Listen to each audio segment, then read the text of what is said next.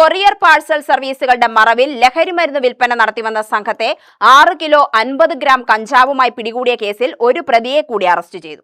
July 30-ന് ഹൈദരാബാദിൽ നിന്നാണ് മണ്ണാർക്കാട് അലനല്ലൂർ സ്വദേശി പാലക്കാത്തോടി വീട്ടിൽ അഭിഷേക് എന്ന 25-കാരനെ ആളൂർ പോലീസ് അറസ്റ്റ് ചെയ്തത്.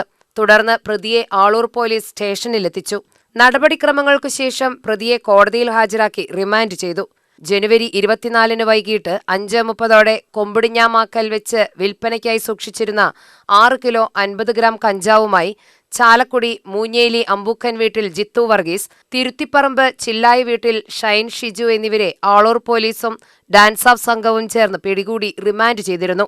ഇവർക്ക് കഞ്ചാവ് അയച്ചുകൊടുത്ത പ്രധാന പ്രതിയായ ഇടുക്കി തൊടുപുഴ ഒളമറ്റം സ്വദേശി ചെറ്റാരിക്കൽ വീട്ടിൽ അലൻ മാത്യു എന്നയാളെ തൊടുപുഴയിൽ നിന്ന് ജൂലൈ 27-ന് അറസ്റ്റ് ചെയ്തിരുന്നു. ഇയാളെയും കോടതിയിൽ ഹാജരാക്കി റിമാൻഡ് ചെയ്തിരുന്നു.